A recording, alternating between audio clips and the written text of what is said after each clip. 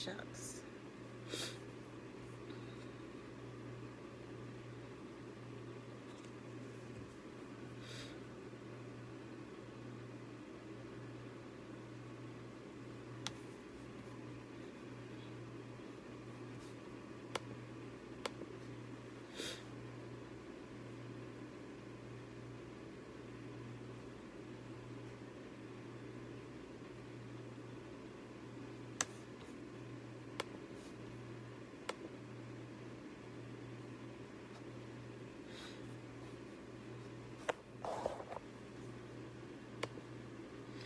Hello, hello. Let me see. Let's get this back going.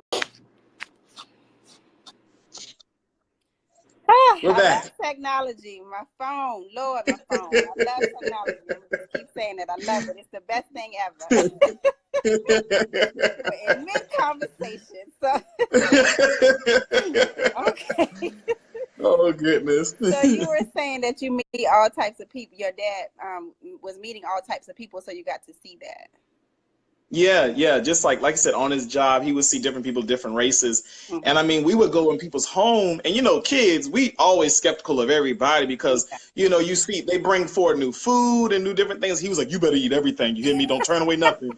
And so we'd be like, okay. And so we go sit and they'd be like, here, eat. And we're Yeah. like, yes, sir. But just seeing him build relationships with different people, even of different religions, Wow. and them taking him in as family Mm-hmm. and us as family in the sense of we played with their kids. He went to their weddings and their funerals. Like he Wow. was, when they needed advice, he would be the one that they would turn to. So Mm-hmm. just seeing that love for people and just really being, just being paying attention to any and everybody, Mm-hmm. was a value that I think I still have and still am growing in today. Yeah, yeah. So how did that factor into the man that you are today and the husband that you are? Because you have your own family and you moved, and started your own life. So how has the man that he is factored into the man that you are?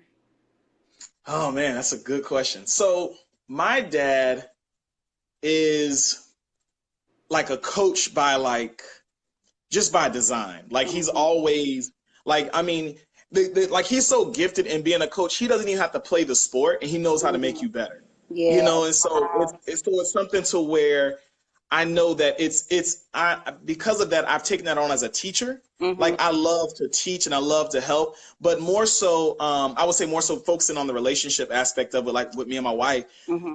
Being able to see him love my mom was like I Mm-hmm. used to like swoon over them. Like whenever they would I mean, he was a Mac daddy. Like I know last week he was like, we put God first and Yeah. and that's good. Like he did, but it was just the fact that like he threw some game down sometime and I'd be like, oh, okay. Like I would take notes from my dad, man. Like I wouldn't like my dad, like, yeah, he's a Christian brother, but the brother had game too, man. Like I knew he came home and gave my mom a kiss every single day. Like Wow. every single day. Wow. Like he came home, gave her a kiss every day. They would dance in the middle of the living room. We would be cleaning the house and they would turn into like dance sessions. Like we would dance and they would break off and dance and you're like, all right, I thought this was a family thing. Y'all kind of get making this personal, like, you know what I mean? Like, and he would like, I mean, they'd be whispering sweet nothings to each other. I would sit there like this. My sister would be like, "Yeah, this is nasty.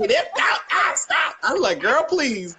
I was like, I'm taking notes, man. Like yeah, man, I'm taking notes because it was like he was the one who showed me really how to love a woman without it being something to where, yeah, you're being Casanova, but you can have fun in your relationships. Mm-hmm. And then you know what? Something I love that they did was they loved each other more than they loved us. And I say that in the sense Wow. of they prioritized their marriage Yeah. above their kids because when we left, you can see it was kind of a trip because when we left the house, Uh-huh. all of a sudden they start doing stuff we ain't never seen them do. They start going to concerts, football games, taking dance lessons and stuff. And it's like, why y'all ain't do that when we were there? They're like, look, Yeah. we trying to stay married. Like, what you mean? But it's like, I remember them, when we were teenagers and stuff, setting us up. Like, we thought we were going to have a good family night. Like, they go into Blockbuster, get us a movie, get us something to eat. And then they be like, all right, see y'all later. And they go on a date night. And it was like, wait, where y'all going? Oh, we going out, and they would still, I saw that they would still date like he would still date my mom. He would still take care of my mom. He would still love my mom. He would help my mom through different situations that she might have been in. If she needed a hug or something like that, if she needed anything, like he was there, you know. And so, and then I loved it because he's authentically himself. Yeah. And so it's a challenge to me whenever I try to be somebody else. Yeah. You know, and so it was great seeing him be his authentic self, no matter what situation, no matter what. And it was just amazing. But him as a father, man, it was just, I mean, like being able to carry the different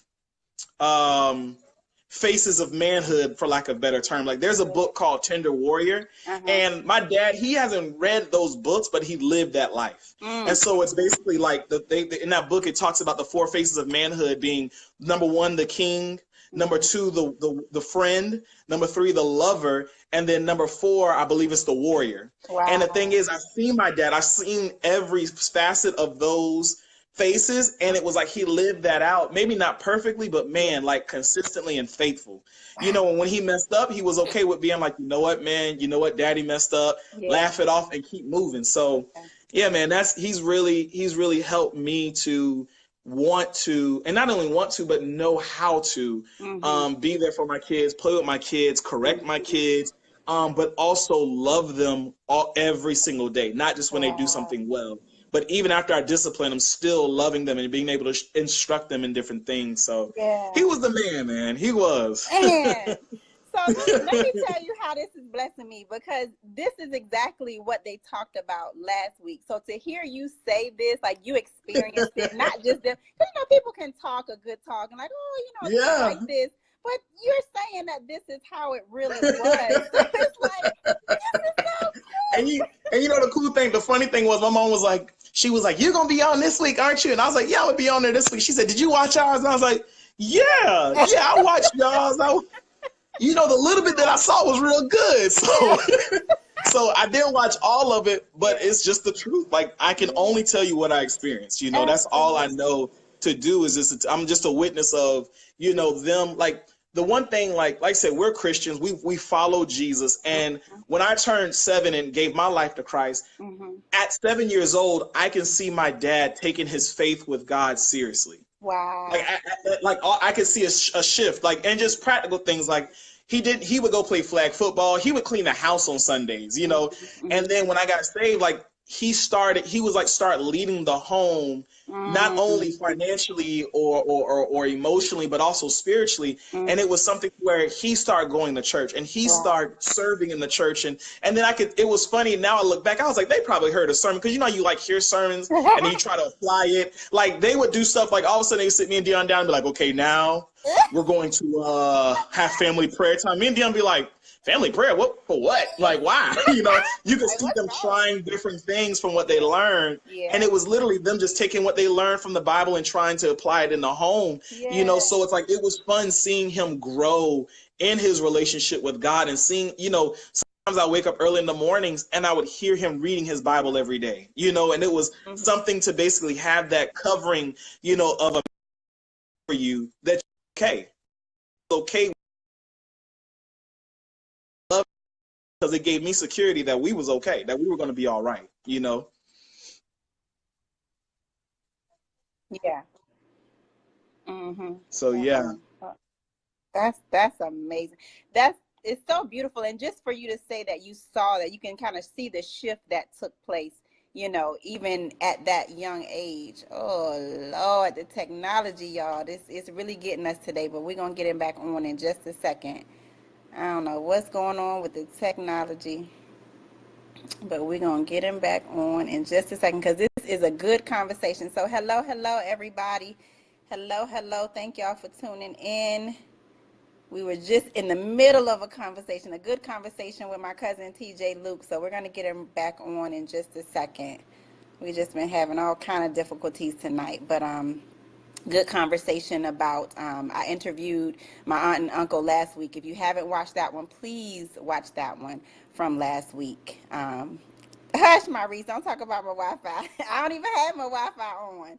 This is my phone, so it's something going on with, I think, his this time, because the first time it was my phone, but this time I think it's his phone. So we're going to get him back on. But if you didn't watch the conversation that I had with my aunt and uncle who've been married over 30 years, please go back and watch that. When I say it was an inspiration, and it's one of those videos where I want to even go back myself and watch it, because you can feel the love in their relationship, and just, you know, see the foundation of friendship and the love and just the care and admiration that they have for each other. So that's really why I wanted to have TJ on, because he is their son and they also have a daughter, but I wanted to have at least one of them on so that I can talk to them about what it was like growing up in that type of environment. So please watch it, because it's in if nothing else, in this day and age, we need those kind of conversations. We need to have conversations where you see longevity in marriage,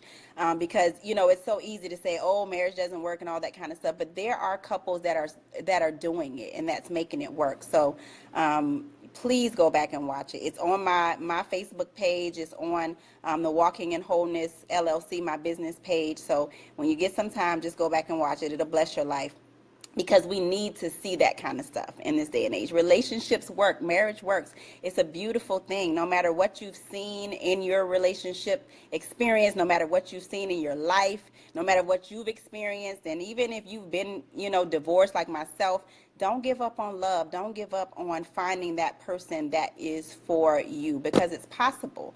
Start with yourself. So let me see how to get you back on here, TJ.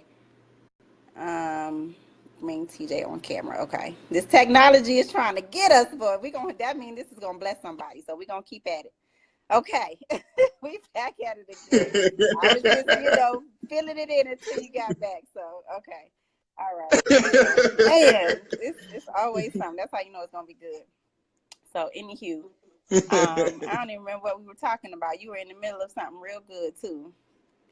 Let me see. We were talking about just my parents and everything. Yeah, just basically my parents and their spirituality and stuff like that. Yeah. So, but yeah, that's basically like I said, it was just basically, I can only tell what I experienced there, and it really, when I look around, and then when I even think back, you know, it was much more than what I really deserved. You know, so it was truly a blessing. Okay. It was definitely a blessing. Yeah. So let's talk about your relationship. So how did you meet Abigail? Tell us about that love story. Okay, so I met Abigail. I was a sophomore in college and she was a freshman. And when we met, we were just friends. We were on we were part of a student organization that was like a ministry on campus. And we were literally just friends, you know, like it wasn't anything like, you know, secret lovers or anything like that. Like we were just like, it was straight friendship. Like I actually was like, man, I'm gonna watch out for you. Like you my little sister, you know, like that's how it was, you know. So years go by, and, you know, in college, you know, different relationships and all that kind of stuff. It came down to like our senior year, because I switched my majors, and so both of us were education majors, and so we were taking an internship at the same time. So we just began, like, you know, checking in with each other and all that kind of stuff. And honestly, it was one night, she used to do like praise dance and stuff like that, right? And I've seen her do praise dance and stuff like that before, but it was like one night she was doing praise dance, and I know it sounds crazy, but it was like I saw her for the first time. And I was just like, that's how I felt. I was like, whoa, like I was blown away. And I was like, yo, and I didn't realize like, okay, this is like when I liked her. I was just like, yo, did you see that? Like, it was great. Like God was here. This was crazy. Like and my friends were like, yeah, bro, we've seen her do this like a million times. Like, I was like, no, you missed it this time. Like, did you see her, you know? And then what happened was, so I brushed that off. And then one time, me and my friends, we were like all like, we were all at a practice one time. And she walked up looking like she was real jazzy looking, man. And so we was like, oh, where you coming from? What you doing? Because it was at night. And she was like, oh, I just came from a date. And you know, as brothers, we were all like, oh, what's his name? What's his name?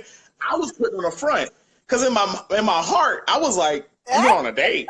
And then I was like, why do I feel this way? Because I mean, that's Abigail. Like, like, why do I feel this way towards her?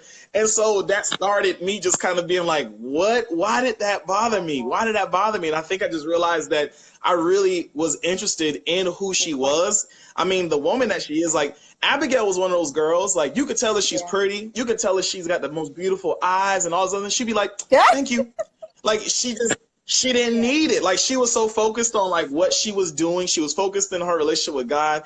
And she was just, like, she was the type of student who did, like, her assignments 2 months ahead of time. Like, she was so focused and so determined. Like, she didn't need that, you know? So it was almost intimidating to really be with a girl who I was like, man, like, you know, game, you know, typically when guys, especially in college, you know, you play game, like you're trying to play to like their strengths or play to their weaknesses. You know, you're either trying to be the savior or trying to be the one who just kind of shows how great they are. And it was like, well, dang, like she's confident so many ways. I don't know how to approach. So it was just more so just getting to know her more.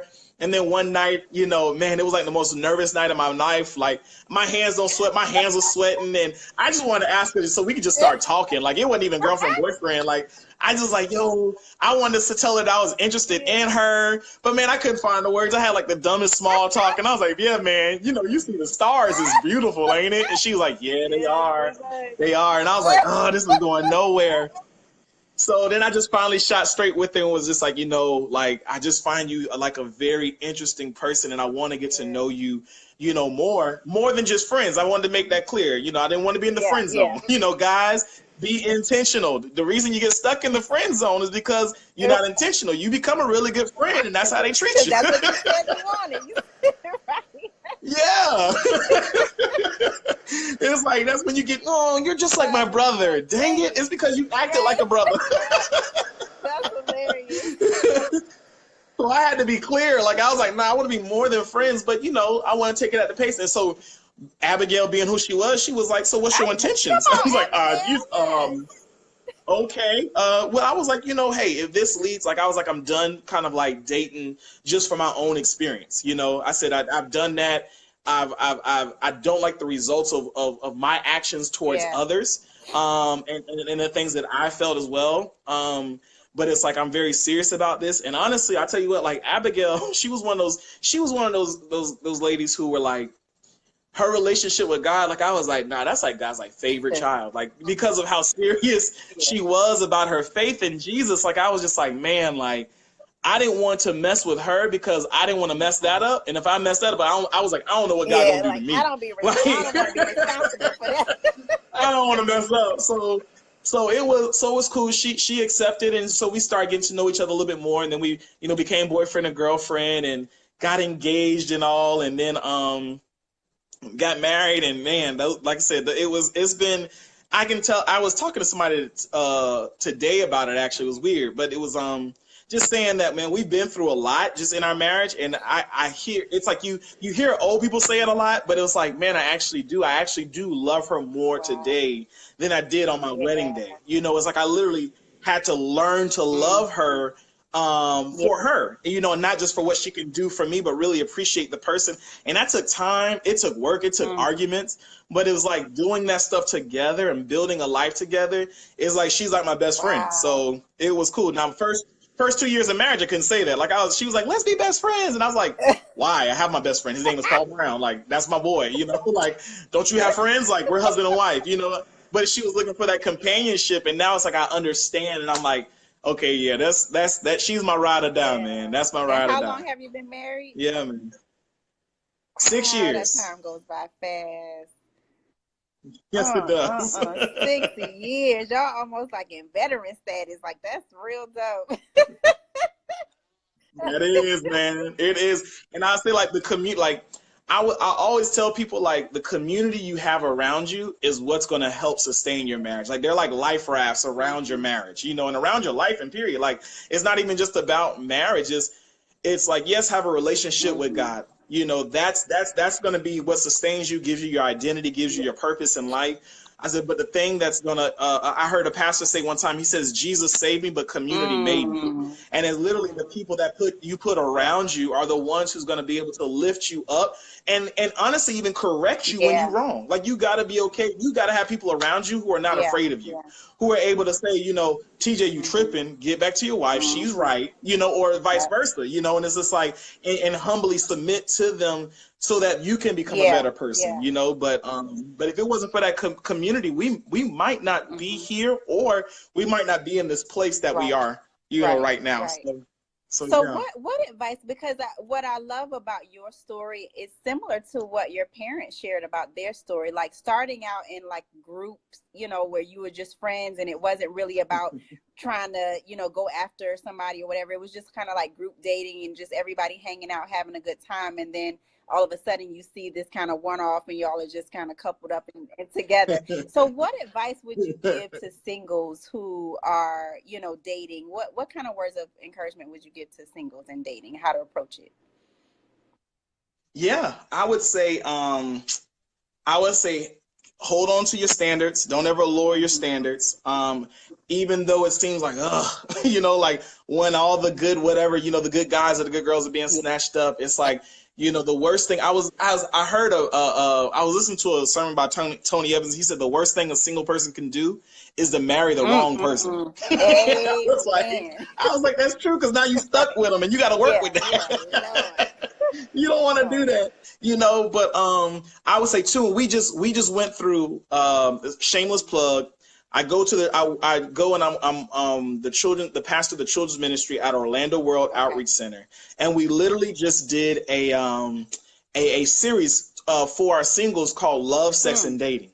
And it was great. Like, it was amazing, because it was like, as a church, you really don't hear these topics talked about. But we took 4 weeks to really talk about these things, and it really helped a lot of people and got a lot of good discussion going up, to the point to where it's actually birthed in our church a singles ministry. Like, we're starting to do different things to really help this demographic in our church. But one of the main themes of this sermon series was become the person you're looking for is looking for. Yeah, that's good.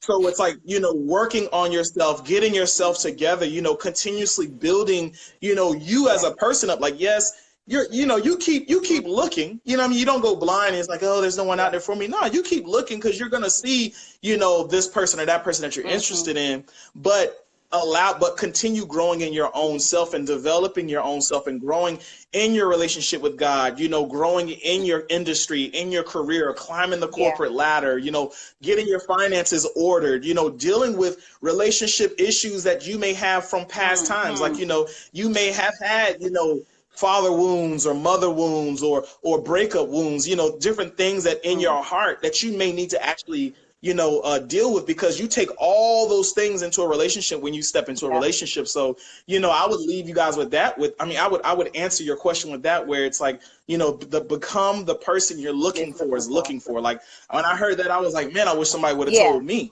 you know, because I was so focused on who's going to be the next one, who's going to be the next one. And it wasn't until I literally stopped looking, like literally just stopped, and I was like, you know what? And I started really just focusing on me. It was the hardest thing to do, because I wanted a relationship so bad. Like, I thought the relationships defined me since high school, but it wasn't until I started focusing on me. And when I say focus on me, focusing on my relationship with God, focusing on school, focusing on, you know, helping my friends and allowing them to help me, that's when I saw Abigail, you know, and was able then to really approach her with confidence, and knowing that I was able to offer her something, not just take something from her. Oh, that's good. That's so good.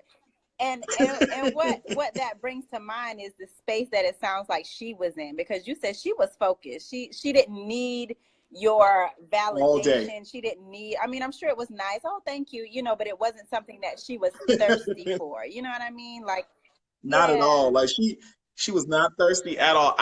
You would tell her, like, man, your eyes, because she has like the prettiest, just almond shaped eye. Like, her eyes are so pretty. And it's like, Abigail, your eyes are so beautiful. She like, thank you. And I'd be like, did I say something wrong? Like, it don't work like this on TV. Like, you know, they use like, oh, she didn't even give me that. She's like, oh, thank you. Okay. And kept going. So I was like, Yeah. man. So it's like, honestly, I learned over the years, I learned how to compliment her, not for my sake, but for really Yeah. for her. It's like to really bless her with the compliment, not just try to be manipulative with Yeah. it to get valid, like a return Right. on it, like, hey, you look good in looking for a response. Yeah. But now I can just give her, I can get, compliment her or thank her for something and not really look for something Yeah. back. So, And there's a big difference mhm. between that. And then I'm glad that you said that, because it's like some people do give, like, let me put this out here because I really want you to give me something back in return. That's why I'm doing, that's all my whole motives for doing it. But when you're coming from that pure place, you Yep, can just give it because you want the person to have it, not because you need something. Yeah. That's exactly, so good. exactly, That's so man. good. So what has it been like for you and Abigail raising your sons? Like, what has that been like? um, it has been, what has it been like?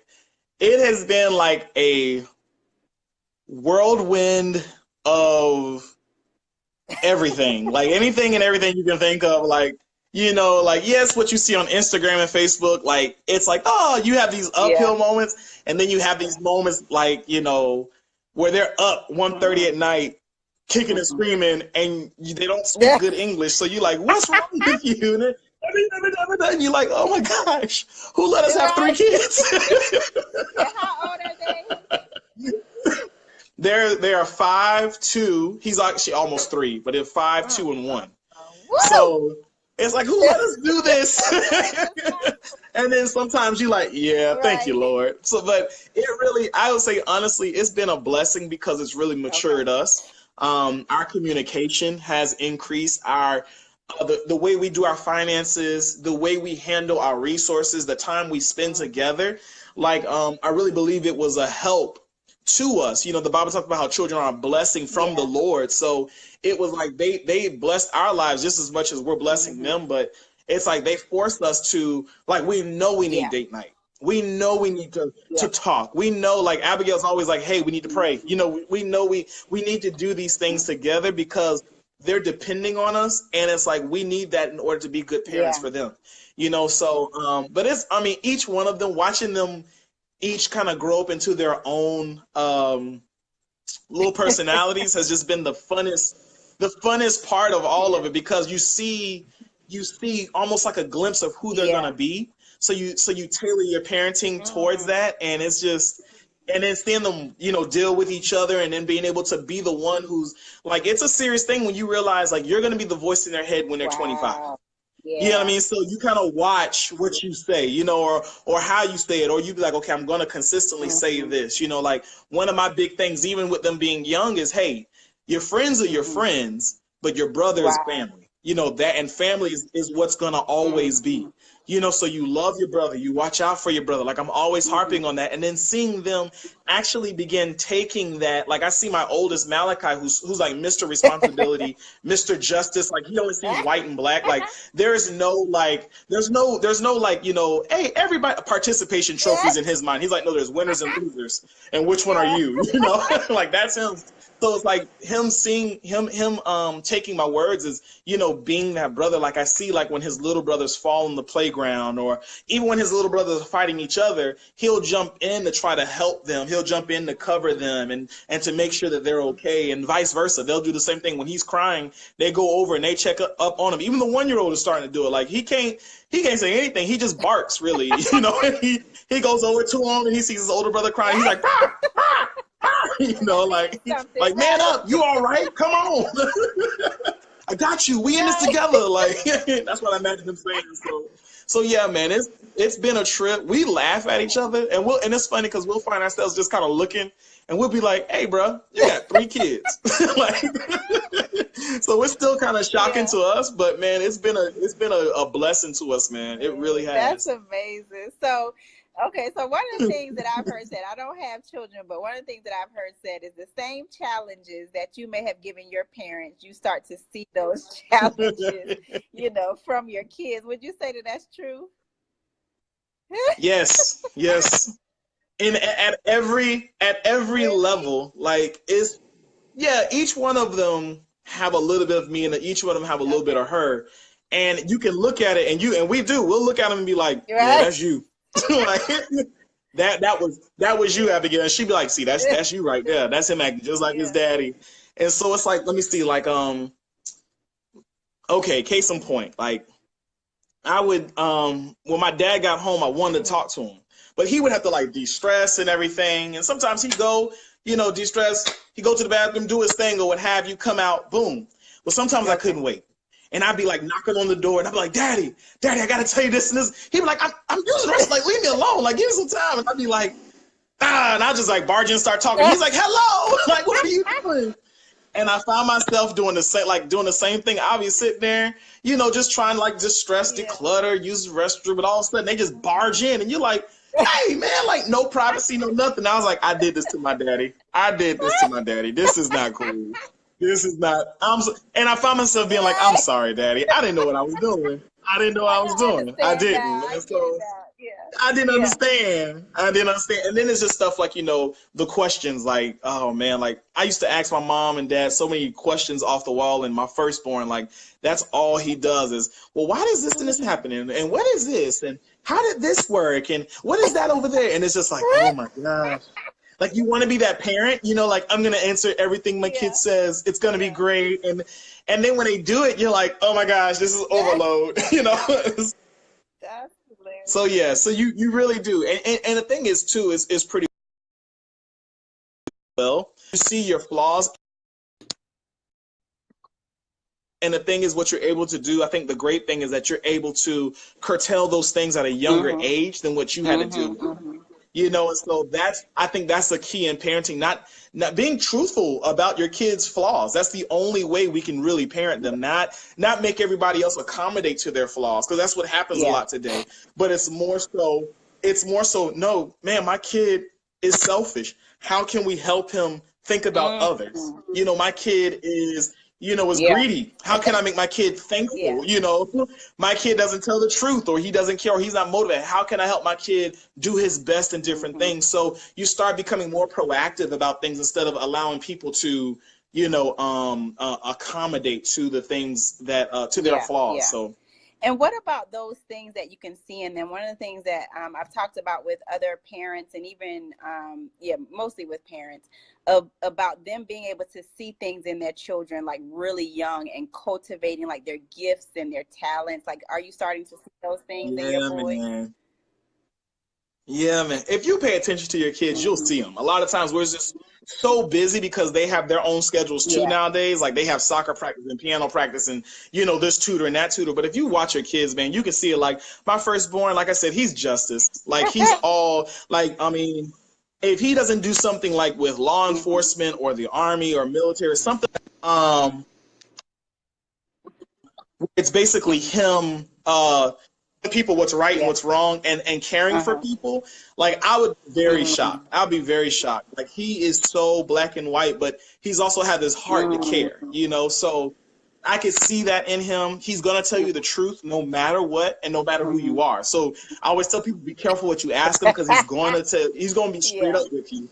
Straight up, my second, he is Mr. How would you say? He is like loyal. He's quiet. Like he's like the quiet, strong type. Like he's not gonna give you a lot of words.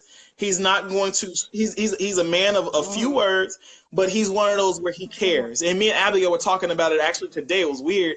We were talking about it. Because it's like he just comes up to you and he's like, "Daddy, I love you," and I'm like, okay. I love you too, man. And he just goes back and watching TV. And I told her, and she was like, yeah, he's starting to do that to me too. But it's like he does these little things to really care about people. He really cares about like his close circle. Now, if you're not in his circle, he's like, I ain't got to deal with you, But if you in there, like his thing is really relationships, and he's very opinionated. Like if he wants it, he's going to tell you exactly what's on his mind. He's not going to fluff anything. He's not going to mix his words. He's going to tell you straight up, And so I look at that as like, okay, well, and I'm more so like career wise, he loves to build things. Like he loves Bob the Builder. He loves, and he gets in this world where it's like, I'm watching this, I notice that he's very tactile. He's very, good with his hands. and it's like he loves building Wow. structures, you know, and he sits there and he's like in his own world. Like chaos could be going around him, but if he's building Mm. blocks, I'm like, so maybe he'll be some type of contractor Mm. or like, you know, an engineer or something like that, Mm-hmm. you know, so something where he works with his hands. My youngest, we still watching now. The jury's still out on that one. Is he still We just know living? that brother is fierce. He is aggressive. Really? Like he's the one. I'm looking at him like, yeah, that's gonna That's be the the one. one right there. Because it's like, yeah, man, that brother, if he's focused Yeah. on something, he's gonna go after it. Like, and you can tell him no, don't get it. You can remove him. He's like, oh, okay, and he'll sit there and let you think you got him. As soon as you put him down, he beelines right back. And man, but yeah, you can tell but you really can look at your children and see the gifts that's Yeah. in them and just find ways to cultivate those things by giving them opportunities to build those things. You know, like we took our son, like my parents took all of us to Legoland. My boys Yeah. love that, you know, but Monroe, the builder, he's still like, I want to go back to Legoland. I love building, you know, and it's just different things Yeah. like that. Yeah. So it's like exposing them to those things really does help, you know, help show you where their interests are and how to, you know, join alongside and parent them in those Right. areas, you Right. know. So So yeah. with you guys raising 3 boys, you know, you often hear men when they get older to say they didn't have the opportunity to cry or they weren't given the permission to share their emotions. So how are Yeah. you doing that, you know, with them being young and, you know, having cried and stuff like that? Like, how are you dealing with that? Yeah, it's a very interesting Mm-hmm. balance because um you want to be able to have a balanced approach Yeah. to this because you do have that hard old school kind of like, you know, men Yeah. don't cry, you know, you kind of hold it, but then you kind of do have this new age thing where it's like men are just crying all over the place and crying for little things, and it's like I'm in touch with my sensitive side, and it's like I get it and I cry, but it's like but it's like, you know, if your husband or your boyfriend or your friend who's a guy is always Yeah. crying, like at some point you're gonna be like, hey bro, you need to chill out. Like, are you okay? Like what's it? So what I do is I basically, you know, I let them know like, hey, there are things that you will cry about. And there are some things you don't need to cry about. You know, and I'll say like, you know, if one of the brothers snatched something from another brother and that one starts crying. And I'll ask him, I say, is this something worth crying Mm-hmm. about?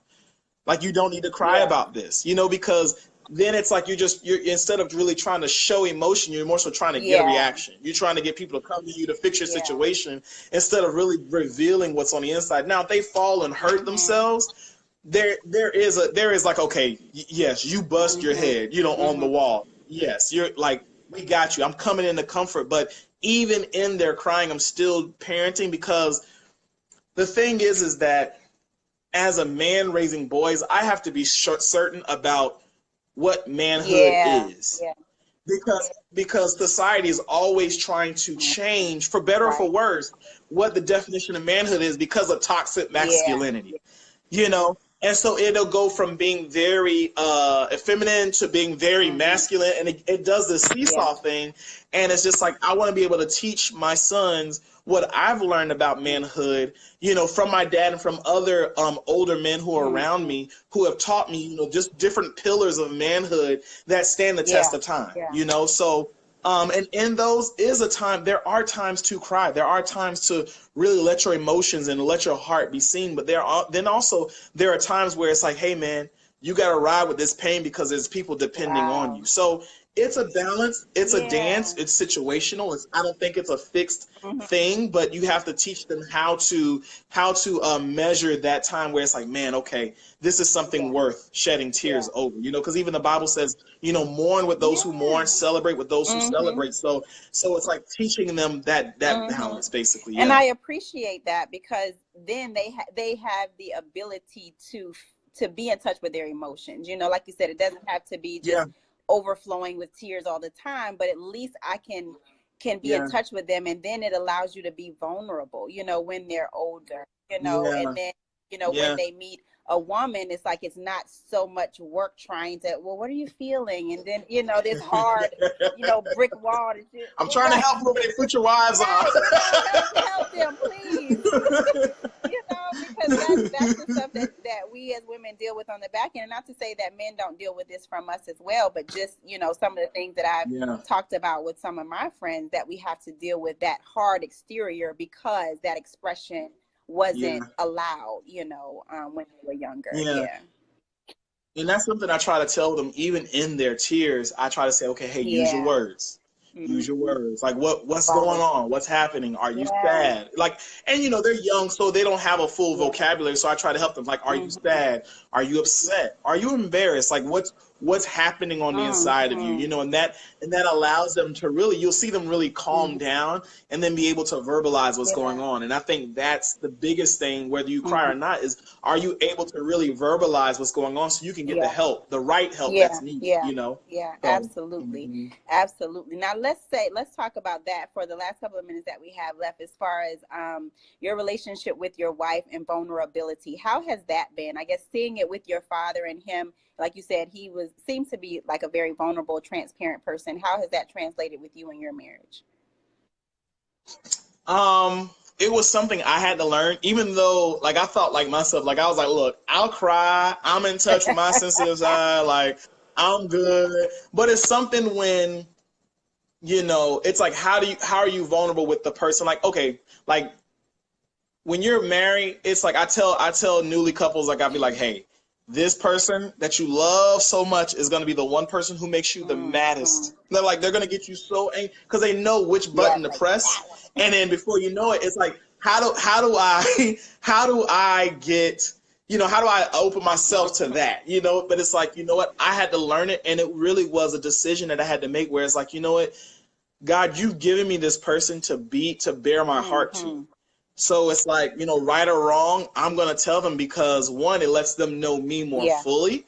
And two, they're going to be able to help me, and hopefully it opens them up so that I can help them as well. So it's something that I literally had to learn like 3 years into our marriage, where I was like, hey, can I just talk to you? And she was like, yeah, okay. But then I really let it all out. And it wasn't like crying, but it was just stuff that I was just holding in my heart.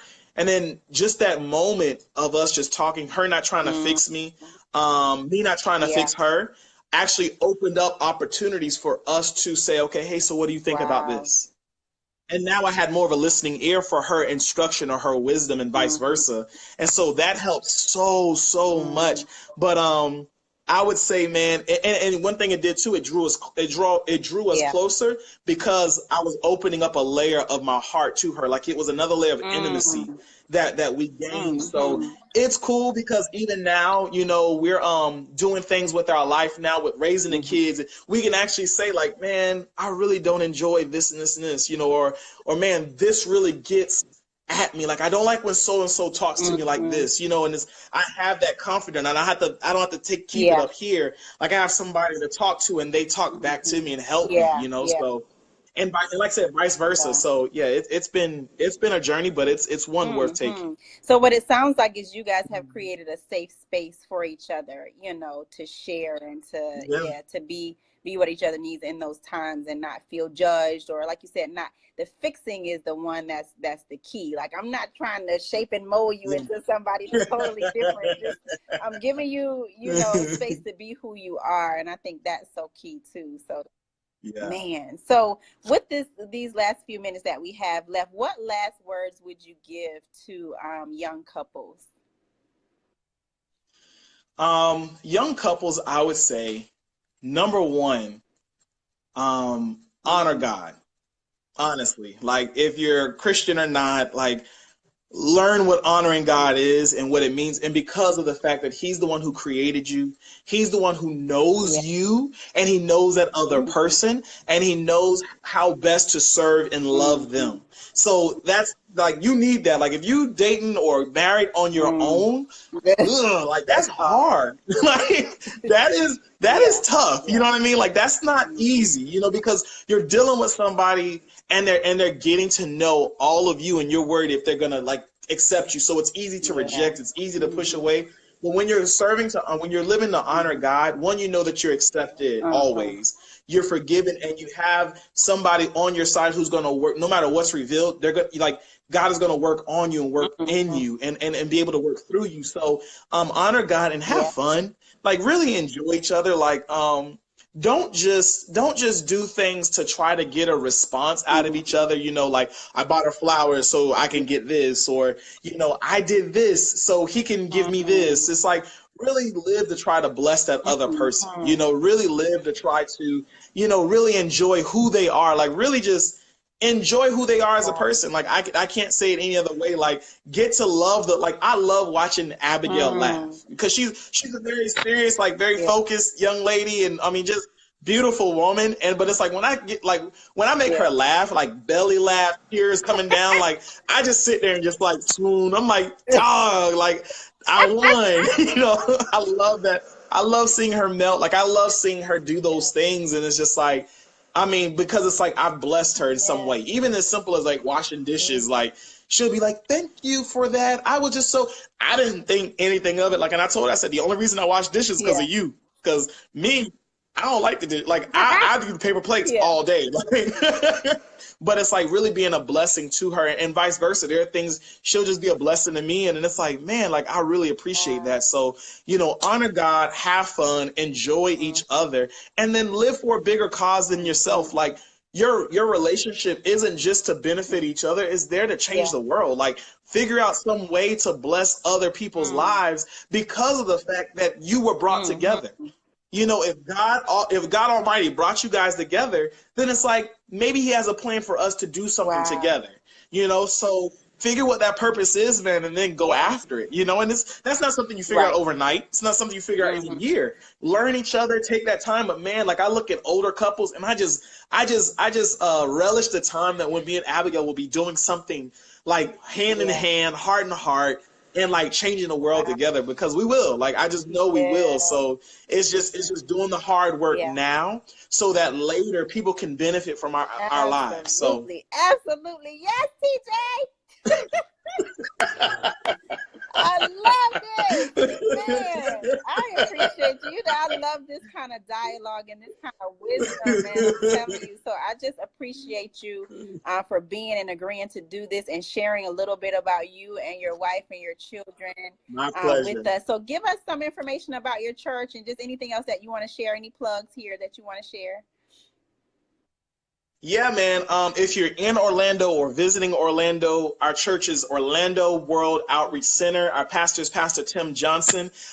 He's a great man of God. We have a great church whose our whole heart is, you know, to be a community disciples, discipling communities for Christ, and really showing people how to love, follow, and obey Jesus, and then showing them how to show other people, you know, and not just for the mere fact that we want converts, but more so because we've seen what Jesus has done in our lives, and we want him to do the very same thing in other people's lives. So it's really freely we receive it. So freely we're trying to give away all the time in any way we can think of. So if you're in Orlando, our address is 4365 Kennedy Avenue.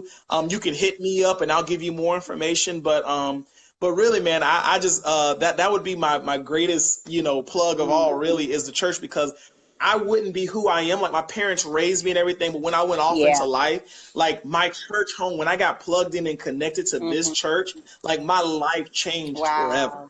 And I look back and it's like they're one of the biggest pillars in my lives that's really made me who I am today. And I see my sons, my wife, like my friends benefiting from, you know, this community that was around me. So if you're in Orlando, man, come join us, you know, visit us, especially this is Easter. So come check us out, man, and you won't be disappointed. That's right. Amen. Yes. Well, thank you. I don't want to take no more of your time. Go back to your beautiful family, but thank you again, and I'll be talking to you soon. All right, then, Siobhan. I'll let you later. All right. It was a pleasure. Bye. All right, then. Bye.